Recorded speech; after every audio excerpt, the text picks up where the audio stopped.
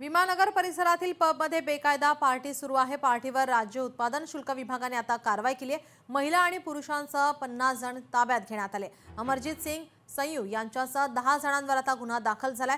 अमरजीत सिंग सय्यू हे पब मालक आहेत, त्यांच्यावर गुन्हा दाखल झालाय।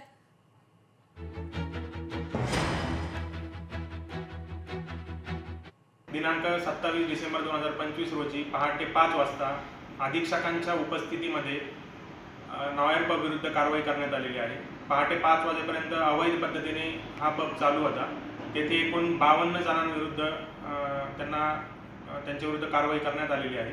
त्यापैकी 42 युवक युवती तेथे मद्यप्राशनाकरता उपस्थित असल्याचे आढळून आले। तसेच 10 व्यवस्थापकांविरुद्ध गुन्हा नोंद करण्यात आलेला आहे। 2 व्यवस्थापकांना 10 जानेवारी 2026 पर्यंत न्यायालयीन कोठडी सुनावण्यात आलेली आहे। मुख्य आरोपी अमरजीत सिंग संधू याचा शोध सुरू असून त्याच्या विरुद्ध कारवाई करण्यात येईल।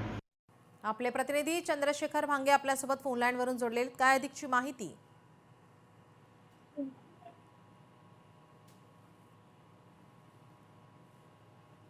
चंद्रशेखर, माझा आवाज आपल्यापर्यंत पोहोचतोय? काही तांत्रिक अडचणीमुळे आपला आवाज त्यांच्यापर्यंत पोहोचत नाही। आपण पाहतो या ठिकाणी राज्य उत्पादन शुल्क विभागाने ही कारवाई केलेली आहे। जवळपास 50 जणांना ताब्यात घेण्यात आलंय।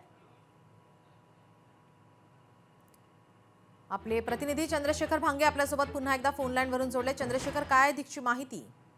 खरं तर पुण्यातील विमानतळ परिसरातील रेड जंगलामध्ये ही पार्टी जी आहे ती रात्री सुरू होते आणि या पार्टीची कोण राज्य उत्पादन शुल्क विभागाच्या अधिकाऱ्यांना लागल्यानंतर अधिकाऱ्यांनी मोठी छापेमारी करत 50 ते 60 जणांना ताब्यात घेतलेलं आहे। या ठिकाणाहून मोठ्या प्रमाणात दारू सुद्धा जप्त करण्यात आलेली आहे। बेकायदेशीररित्या ही पार्टी जी आहे ती नववर्षाच्या अगोदर ही सगळी पार्टी आयोजन करण्यात आली होती आणि या संदर्भात कोणत्याही पद्धतीची परवानगी सुद्धा घेण्यात आली नव्हती आणि अशी बेकायदेशीर पब पार्टी जी आहे ती रेड जंगल नावाने ते विमानतळ परिसरामध्ये सुरू होती। जंगलामध्ये ही पार्टी सुरू असल्याची माहिती समोर येत आहे। एकंदरीत या पार्टीमध्ये जे आहे ते अनेक जण सहभागी झाले होते। वेगवेगळ्या क्षेत्रातील जे आहेत काम करणारे त्या लोकांचा या पार्टीमध्ये सहभाग होता।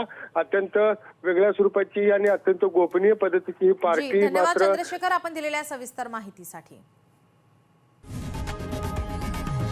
लोकशाही मराठी ऐका, पहा, जागरूक रहा।